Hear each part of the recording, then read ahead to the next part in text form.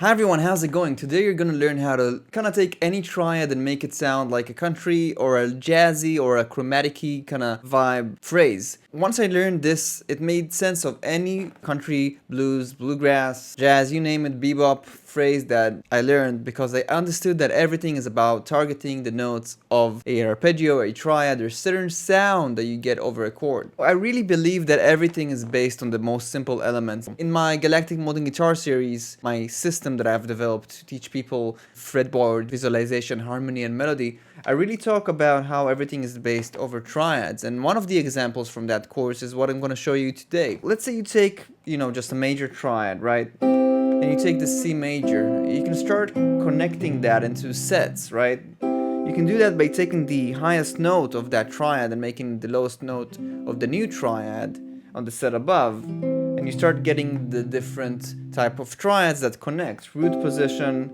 C, E, G. This is second inversion, G, C, E.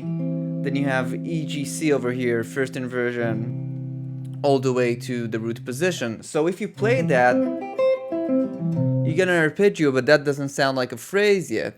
So what you can start experimenting with, firstly on a very technical level, is just being able to connect chromatically. For example, if you want to go from this root to this 5 over here, root goes to the 5, right?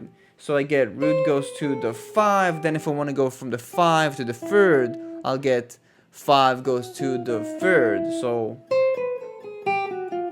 now I have this sound. If I want to get from the 5 to the 3rd, I get this. And then if I want to go from the 3rd to the root, I get that, right? So altogether I have.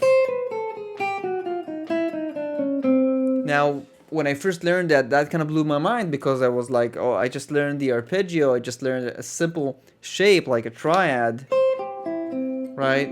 We always have these simple shapes. I mean, even if I take this C major cowboy chord, right, they call it. So if I want to do the same thing with that, I can see that these are the different notes of my arpeggio, right? And I can start adding these chromatics into them and start creating phrases, right? For example, 3rd goes to the root. So now I got from this to this, right? If I want to go from this C shape to this G, I can go, right? If I want to go from this G to E, I can go. You see, I'm looking to land on the strong beats, so 1 E and 2. If I want to go from this 3rd to this root, 3rd goes to the root. And that's all with this C major shape, right? So I get.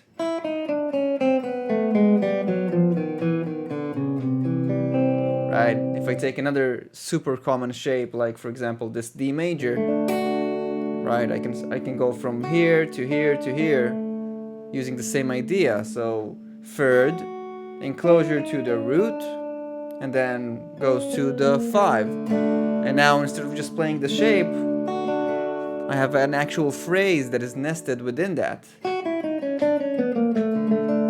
Right?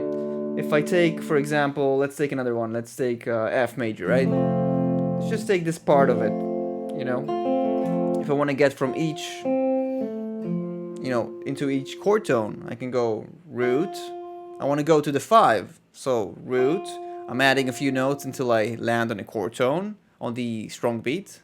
Root goes to the 5. I want to land on the 3rd now, so I can create an enclosure. 5 goes to the 3rd, and then if I want to go from the 3rd to the root, same idea. 3rd goes to the root. So you get that kind of stuff. So root goes to the 5, enclosure to the 3rd, then I can just play chromatically all the way to the root. Because I'm landing on the strong beats. That's the whole idea. It's a simple idea, but you can take it a really long way. And if, to be honest, most of the bluesy, chromatically done or bluegrass or jazz phrases are using these elements. They might make it a little more variated, so it doesn't sound like that all the time, but just that idea is something you can start using to also analyze solos, like, because you're gonna hear these phrases and you're gonna get the sense of how that feels within a solo. So that's a really simple concept that totally changed the way I look at jazz, bluegrass language. And of course, that's exactly why I included these kind of exercises in my Galactic Modern Guitar series. You can join in, the link is in the description of this video. Now, if you want to learn more about how to understand bebop language, check out this video over here, where I talked about how you can take just this simple major scale and start making actual phrases that sound jazzy and bebopy with it. Check it out.